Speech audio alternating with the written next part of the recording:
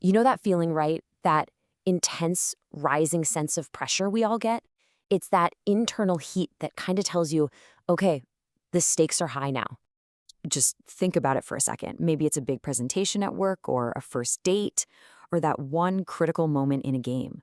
The whole world just seems to slow down. All eyes are suddenly on you, and then boom. You can actually feel it, can't you? That warmth spreading through your chest, your face getting all flushed. Well, that's the feeling we're going to break down. All right, so let's dive right into the heart of it. What is that sensation? What's it really all about when we feel like we're under pressure? Yeah, it's way more than just, being nervous. It's a full-on, full-body physical reaction. Your palms get sweaty, your heart starts pounding, and it feels like there's this giant spotlight just fixed right on you, highlighting every single potential mistake for the whole world to see. It's a really powerful, almost visceral feeling. So that leads to a really important question, right? Why does it feel so intense? Why does that feeling of being watched have such a crazy effect on us? Well, as it turns out, the answer is in this fascinating little trick our minds play on us. And yep, this feeling actually has a name. It's called the spotlight effect. And it's basically our brain's powerful but mistaken belief that we're the center of everyone's attention, that every little flaw, every tiny stumble is being broadcast on some giant jumbotron for everyone to see. And this really shows the huge gap between what we feel and what's actually happening. In our heads, it's this massive, glaring spotlight, right? But the reality, it's usually so different. The truth is, most people are just way too busy worrying about their own spotlights. They're thinking about what they're going to see next, or if their hair looks okay, or, what they're going to have for dinner. I mean, this quote just absolutely nails it, doesn't it? We're all the stars of our own movies. We forget that everyone else is busy starring in theirs. It's so true. We see the world from the front row seat of our own life. So of course, we assume we're a main character in everyone else's story too. Just remembering this simple truth is the very first step to dialing down that imaginary spotlight. Okay, but it's not all just in our heads. This psychological effect has a very real, very physical partner. So to really understand that heat, we've got to look under the hood, so to speak, and see what's actually happening inside our bodies. So we've talked about the mental illusion, but that doesn't make the physical feeling any less real.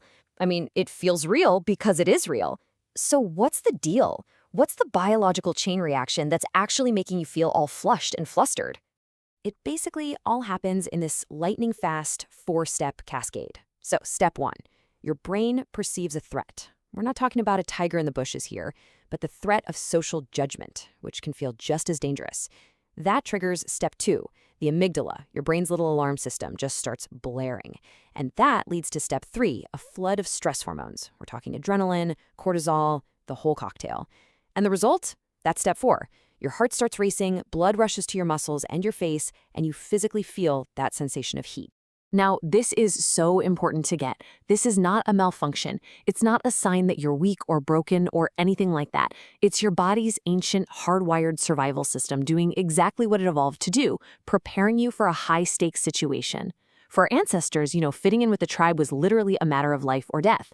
And today, that exact same system fires up for a job interview or giving a speech. Okay, so we get the psychology, we get the biology. Now for the really good stuff, the most important part. How do we actually work with this? How do we take this intense feeling and turn it from something that paralyzes us into something that actually fuels us? And here's the absolute key. Get this. The physical feelings of anxiety and excitement, they're almost identical. Your heart pounds when you're scared, but it also pounds when you're excited, right? The only difference is how we interpret it. You've got the threat mindset, which focuses on everything that can go wrong, all the fear, and then you have the challenge mindset, which sees the exact same situation as an opportunity. The physical heat is the same, but the mental label you put on it, that changes everything. So how do we actually do that? How do we make the shift? Well, first, just relabel the feeling. Literally say to yourself, I'm excited, not I'm anxious. Then see that racing heart as your body giving you energy to perform. Next, try to focus on the process, just the next step, not the big, scary outcome. And of course, remind yourself of the good old spotlight effect. Nobody's watching that closely. And finally, just let the feeling be there. Acknowledge it without judging yourself for it. And this right here is the ultimate payoff. When you make that simple mental shift, that internal heat stops being this source of dread. It actually becomes a source of energy. It's a signal that you're engaged, that you're alive, and that you are absolutely ready for what's next.